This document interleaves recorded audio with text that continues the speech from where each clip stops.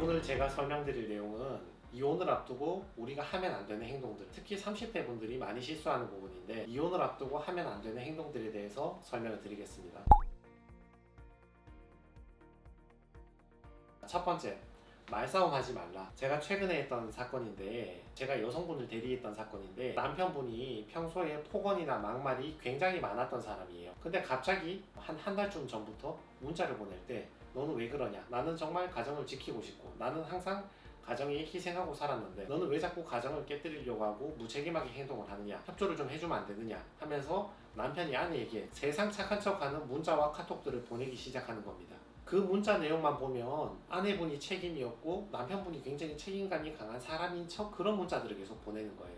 이런 문자를 도대체 왜 보냈을까요? 지금까지 막말과 폭언을 쏟아붓던 남편이 갑자기 한 달 전부터는 세상 착한 척하면서 배려하는 척하면서 이런 문자와 카톡을 왜 보낼까요? 자, 보세요. 여러분이 변호사 사무실에 이혼을 상담받으러 오실 때 10년 동안 멀쩡하게 잘 사시다가 갑자기 우리가 이혼을 상담받으러 왔을까요? 아니면 오래전부터 몇 년 전부터 싸웠다 화해했다 야 이혼하자 그랬다가 다시 풀었다가 봉합하고 살았다가 또 싸웠다가 화해했다가 이렇게 계속 반복하다가 그 끝에 결국은 변호사 사무실을 찾아왔을 가능성이 높을까요? 대부분 후자겠죠. 반복된 부부싸움에 더 이상 견디지 못해서 변호사 사무실을 찾아오는 게 대부분이죠.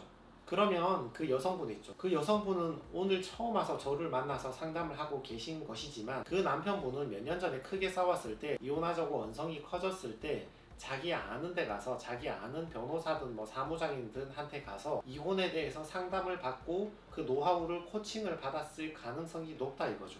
그러니까 그 당시에 그 남편이 이혼 변호사한테 이것저것 물어보고 아는 변호사한테 이것저것 물어본 결과 증거를 수집하시라.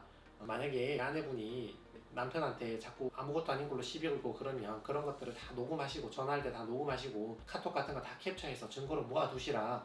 이런 코치를 받았을 가능성이 높다 이 말이죠.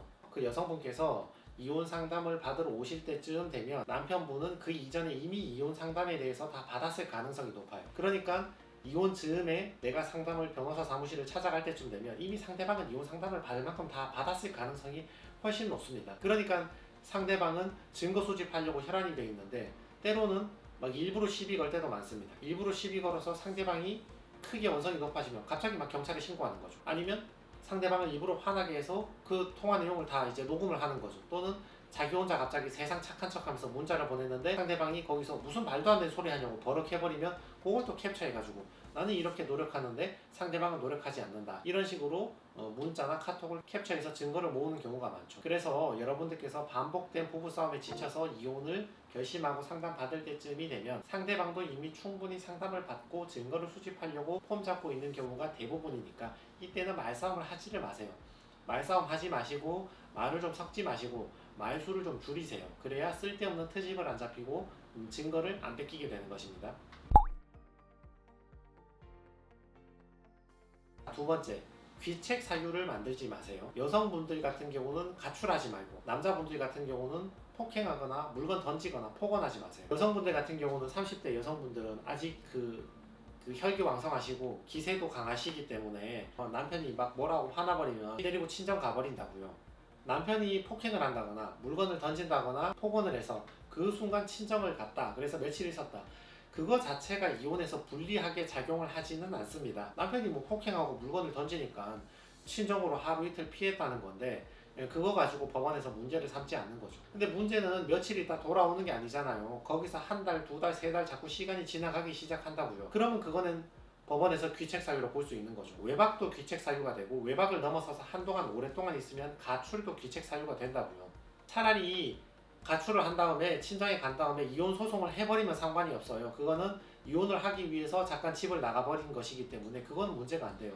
근데 부부싸움을 해서 집을 나갔더라도 우리가 이혼 소송을 하지 않고 이혼을 하지 않았더라면 집 나간 그 여성분도 집에 남아있는 이 남성분도 가정을 위해서 서로 충실히 노력할 의무가 있거든요. 그러면 이 물건을 집어 던지고 막말을 내뱉은 남성분도 귀책이 있는 거지만 집 나가서 돌아오지 않은 저 여성분도 가출을 했고 가정의 회복을 위해서 노력하지 않는 귀책이 있는 건 똑같단 말이죠. 그러니까 여성분들은 남편이 버럭하고 물건을 던지면 순간 가출을 할 수 있긴 하지만 가정으로 돌아와서 가정을 회복하기 위해서 노력을 하셔야 되고 그게 싫으시면 아예 이혼을 하셔야지.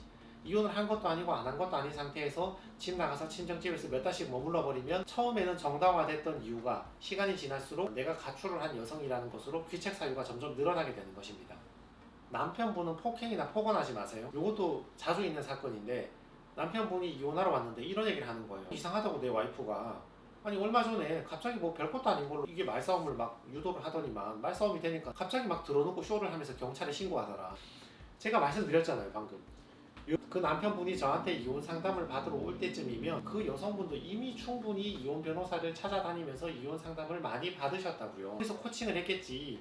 남편이 폭언하면 녹음해라. 남편이 폭행하면 경찰에 바로 신고해서 경찰 신고한 것이 증거 기록으로 남거든요. 사건, 사고, 사실, 신고, 내역 확인서라고 경찰에 찾아가면 내가 경찰에 신고했다는 내역을 발급해 준다고요. 그러니까 이미 그런 코칭을 다 받았으니까 남편이 조금만 감정적으로 나오면 자기도 약 올린 다음에 막 들어 누워 버리는 거지. 너 나 때리려고 했지 하고 막 들어 누워 버리는 거죠. 들어 눕고 경찰에 막 신고하는 거지. 그렇게 경찰에 신고했다는 내역이 증거로 나오면 남편분이 이혼할 때 불리하다고요. 그러니까 남편분은 때리면 당연히 안 되고요. 폭행을 하면 당연히 여성분한테 정말 최고의 비밀을 제공하는 거지. 폭행 당하는 순간 그 여성분은 병원에 가서 진단서 끊는 거죠. 진단서 끊으면서 남편의 폭행 때문에 내가 이렇게 병원에 왔다 그러면 병원에서는 그 진단서에 그걸 다 기록을 하거든요. 어떤 원인으로 왔는지 기록을 한다고요. 평소에 같이 살 생각일 때 남편이 우발적으로 폭행했을 때는 여성분들이 보통 부끄러워서 계단에서 넘어졌다 이런 식으로 얘기를 하는데 이혼하려고 마음을 먹고 이혼 변호사한테 상담을 잘 받은 상태에서는 여성분들이 병원에 가면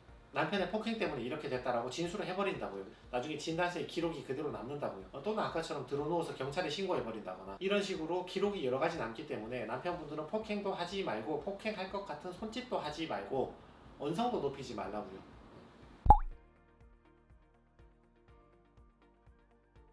세 번째, 자녀를 사수하셔야 됩니다. 내가 양육권에 대해서 관심이 없으면 상관없어요. 내가 양육을 하실 분들이면 자녀를 사수하시는 게 좋습니다. 나중에 재판이 진행이 되면 가사조사나 그 자녀 면담을 통해서 법원에서도 자녀의 의사를 많이 물어본다고요. 부모님에 대해서 어떻게 생각하는지.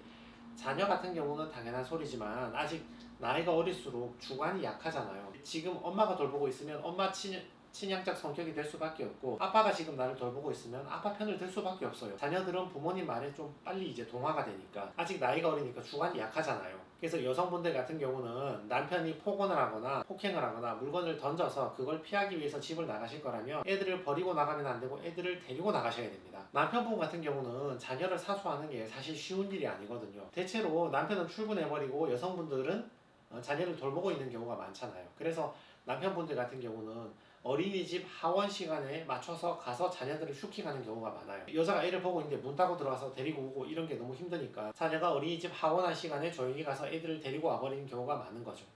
근데 다만 여기서 주의하실 게 평소에 남편이 자녀에 대해서 양육도 많이 하고 주된 양육권자로 노력하고 있는 상황에서 와이프가 갑자기 애들을 데리고 가서 내가 다시 데리고 왔다 이런 건 문제가 안 되는데 평소에 남편이 주된 양육자도 아니었는데 와이프가 주된 양육자였는데 갑자기 어린이집 가서 슈킹하고 이러면 법원에서 안 좋은 인상을 줄 경우가 있거든요. 그래서 남편분 같은 경우는 양육을 주장하실 거면 내가 지금 이 상황에서 자녀를 데리고 와도 되는지 반드시 전문가한테 물어보고 행동하시기 바랍니다.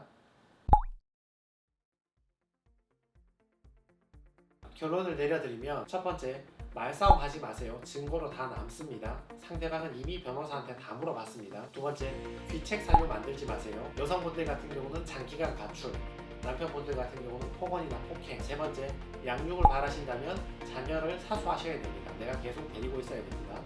이 세 가지에 대한 결론은 전문가한테 물어보시라 그 말입니다.